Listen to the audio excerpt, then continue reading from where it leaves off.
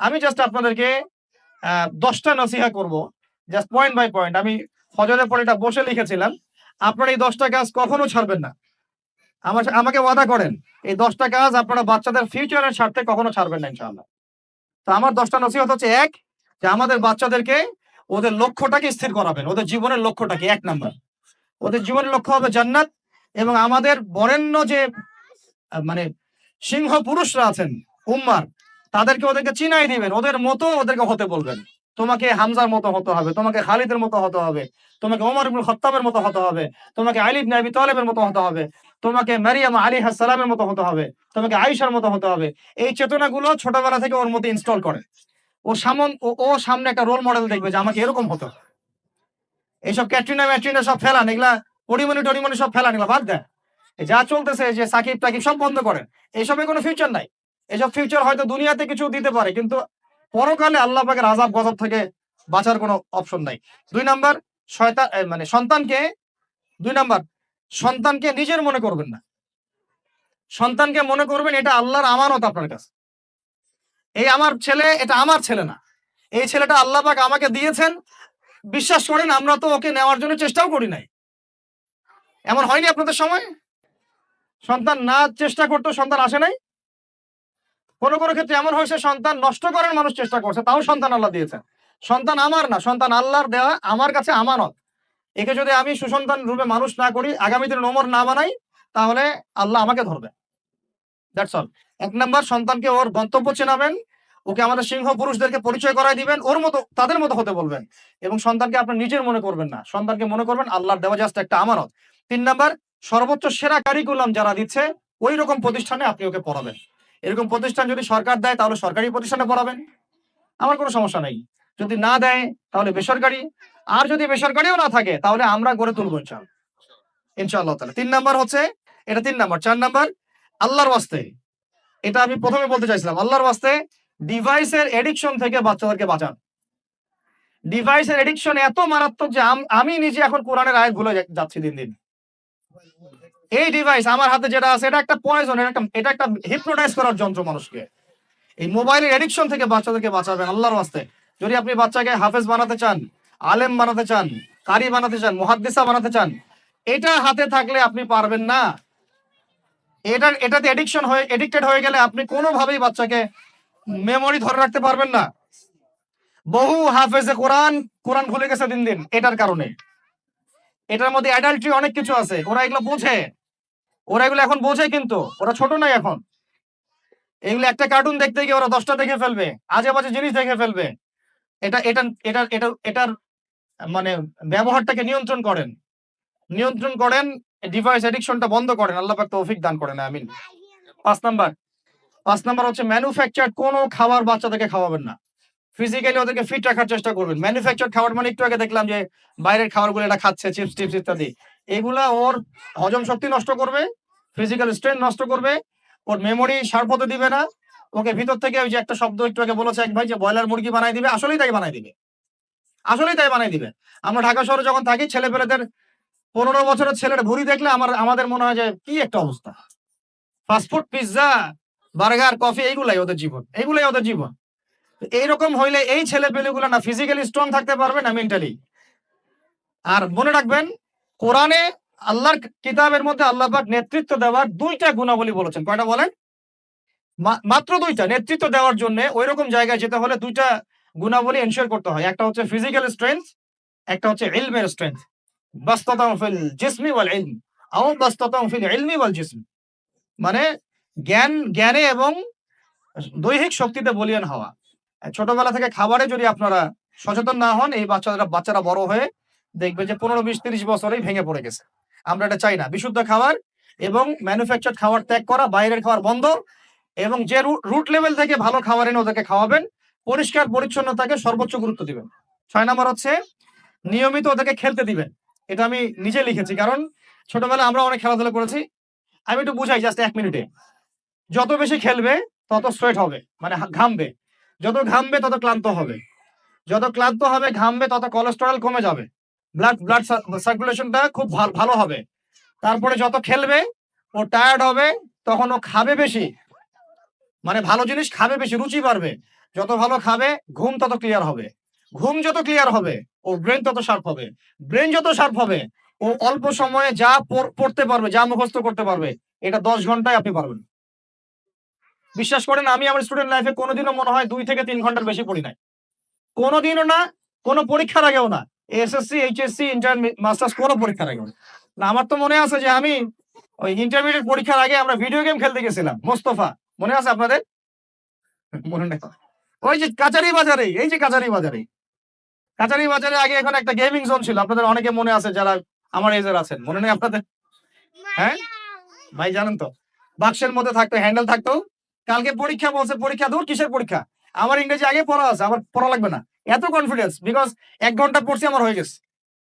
তো এই হলো অবস্থা, মানে বাচ্চাকে খেলতে দিতে হবে, খেলতে দিলে ওর ব্রেন ডেভেলপমেন্টে অনেক কাজে দিবে, ক্ষুধা বাড়বে, ঘুম ভালো হবে, ইনশাআল্লাহ তাআলা ওরা পড়া দ্রুত মনে রাখতে পারবে ইনশাআল্লাহ তাআলা। 7 নাম্বার, 7 নাম্বার হচ্ছে ভাই, এটা আমাদের ভাই বোনদের জন্য, যে পারিবারিক বন্ধনটা ভালো রাখেন। যে পরিবারে হাজবেন্ড ওয়াইফের বন্ধন ভালো না, ওই পরিবারে ভালো সন্তান গড়ে উঠবে না। ওর অনেক কিন্তু দেখবেন যে মানে মেন্টালি অনেক ডিপ্রেসড হয়ে যাবে। পারিবারিক বন্ডিংটা খুব ইম্পর্টেন্ট। এজন্য আমরা দোয়া করি আল্লাহ পাক যেন সবার মধ্যে পারিবারিক বন্ডিংটা ভালো রাখেন এবং পারিবারিক কলহ থেকে আল্লাহ পাক আপনাদেরকে হেফাজত করেন, আমিন। আর 8 নাম্বারটা হচ্ছে বাবাদেরকে বলছি আমি, যে বাবাদের উচিত হবে মাদের দায়িত্ব না শুধু সন্তানদেরকে সময় দেয়া, বাবাদেরকে, because because brother, you are not a money making machine at all. আপনি মানি মেকিং কোনো মেশিন না, আপনার কাজ শুধু টাকা আর্ন করা না তো, আপনার আমার কাজ হচ্ছে বাচ্চাকে সময় দেয়া। কোরআন আপনি খোলেন, কোরআনের মধ্যে আপনি মা এবং ছেলের কোনো কনভারসেশন পাবেন না।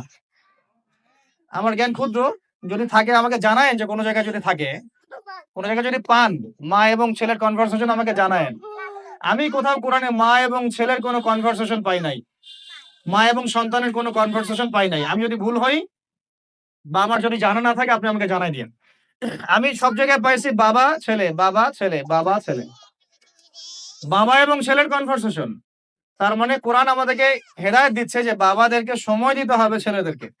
ইউসুফ তার বাবার সাথে কথা বলছেন, ইউসুফের বাবা তার ছেলের সাথে কথা বলছেন, লুকমান আলাইহিস সালাম তার ছেলেকে নসিহত করছেন, ইব্রাহিম আলাইহিস সালাম তার ছেলেকে বলছেন আমি তোমাকে জবাই করার স্বপ্ন দেখেছি।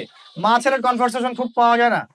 আমি জানি না, কোনো জায়গায় থাকতে পারে, থাকলে আমাকে জানায়েন, কিন্তু আমি পাইনি কখনো। তো বাবাদেরকে বলবো আপনি সন্তানকে সময় দেন, because you are not a money making machine at all. আপনি কোনো মানি মেকিং মেশিন নন।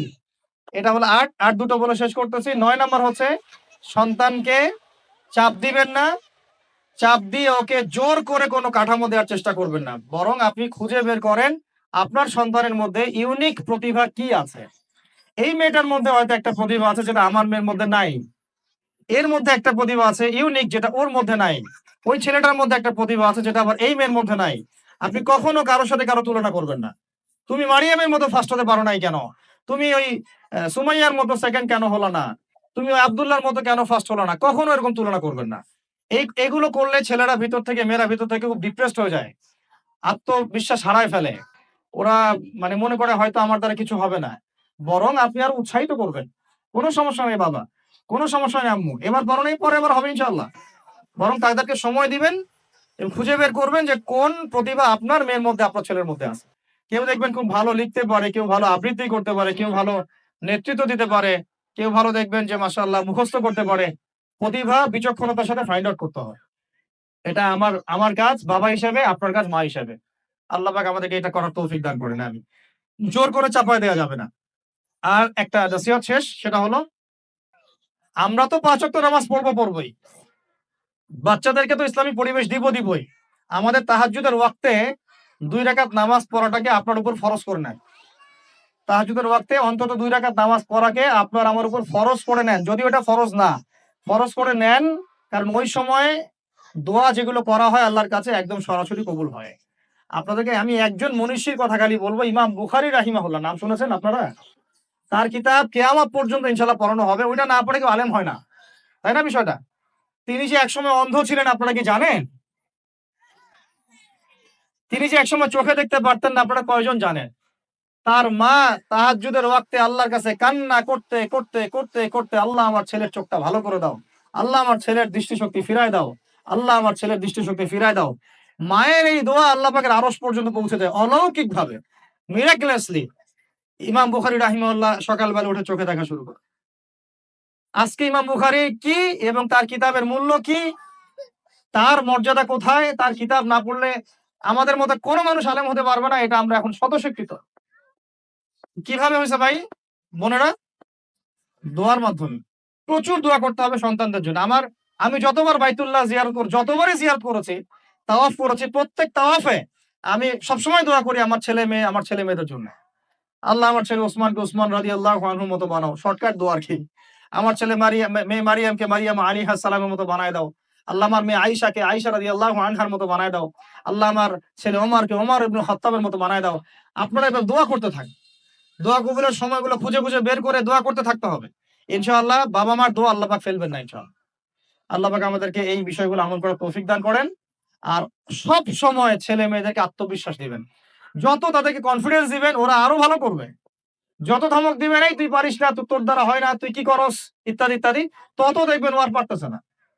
আমি বেসিক্যালি ছোট থেকে যে বড় হয়েছি, এই জিনিসটার অনেক ঘাটতিতে বড় হয়েছি। কনফিডেন্স না দেয়া, কনফিডেন্স না দেয়া। তবে সবাই সবকিছু হয় না, কিছু ব্যতিক্রম বিষয় থাকে। কিন্তু আমি যেটা রিয়ালাইজ করেছি, একটা মানুষকে যখনই কনফিডেন্স দেয়া হয়, সে অনেক ভালো করে। যখন আপনি তাকে আন্ডার এস্টিমেট করবেন, সে ভালো করতে পারবে না।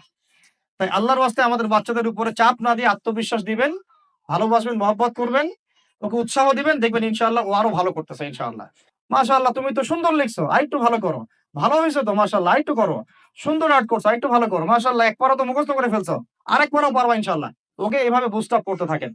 ইনশাআল্লাহ তাআলা দেখবেন এভাবে যদি একটা পরিকল্পনা মাফিক আমরা আগাই, জাস্ট ২০ টা বছর সবর করি যদি আমরা, আল্লাহ পাক যেন আমাদেরকে তৌফিক দান করেন। টানা ২০ বছর যদি আমরা নেক হায়াতের সাথে এভাবে রাত দিন ২৪ ঘন্টা নিরলস দিনের কাজ করতে পারি, এট লিস্ট এডুকেশন সেক্টরে, আমাদের তো পলিটিক্যাল সেকশন নাই, ইকোনমিক সেকশন আমাদের হাতে নাই। এট লিস্ট শিক্ষা সেক্টরে যদি আমরা এভাবে কাজ করতে পারি, আগামী ২০ বছরে বাংলাদেশের শিক্ষা ক্ষেত্রের হুলিয়া পরিবর্তন করে ফেলা সম্ভব ইনশাআল্লাহ।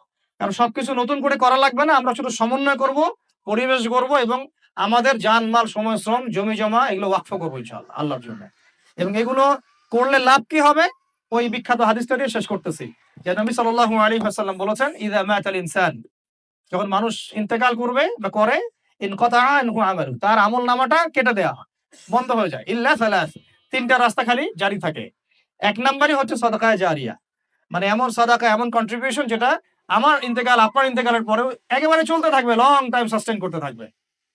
এটা একটা। ২ নাম্বার ওয়ালাদুন সালেহ, আমার নেককার সন্তান বা আপনার নেককার সন্তান, যে আপনার আমার জন্য কাল কিয়ামতে মানে পরকালে বারজাখের জীবনে আমরা যখন থাকবো তখন তারা দোয়া করতে থাকবে। আর আমি বলছি আমার ওমরই শুধু আমার ছেলে না। আপনাদের সবার সন্তান আমার সন্তান। আপনাদের সবার মেয়ে আমার মেয়ে। আমি এভাবে কখনো চিন্তা করি না যে এই যে প্রতিষ্ঠানগুলো আমরা করতেছি বা যে প্রজেক্ট গুলো আমরা নিচ্ছি হাতে, এগুলো শুধু আমার ছেলের জন্য, আমার মেয়ের জন্য। কোশ্চিন কালেও এদেশের প্রত্যেকটা শিশু আমার শিশু, আমার ছেলে আমার মেয়ে। এদেশের প্রত্যেকটা বোন আমার বোন। এদেশের প্রত্যেক ভাই আমার ভাই। ওইভাবে চিন্তা করে আমাদেরকে না গেলে আমরা জাতিগত পরিবর্তন আনতে পারব না। তখন আমরা স্বার্থপর হয়ে যাবো। আমার ছেলে বাঁচলেই হইলো, আমার মেয়ে বাঁচলেই হইলো। তখন হবে কি, আমার ছেলে আদতে বাঁচতে পারবে না। আমার মেয়েও বাঁচতে পারবে না। কারণ ফিতনা যখন সব জায়গায় ছড়ায় পড়বে, আমার ঘরেও তো ঢুকবেই। স্বাভাবিক। আর শেষ নাম্বারটা হচ্ছে আল ইলম, এমন জ্ঞান ইউনতাফাউ বিহিন নাস, যে জ্ঞান দিয়ে মানুষ উপকৃত হয়। এই হলো শিক্ষা প্রজেক্ট গুলো। আল্লাহ পাক এই হাদিসটার উপর আমাদের সবাইকে আমল করার তৌফিক দান করেন আমিন। আর আমি লম্বা করছি না, আপনাদের অনেকেই ক্ষুধার্ত, আমাদের বাচ্চারা ক্ষুধার্ত। আমরা দোয়া করি আল্লাহ পাক যেন আমাদের সবাইকে পবিত্র কোরআন এবং নবীর হাদিস অনুযায়ী জীবন গড়ার তৌফিক দান করেন।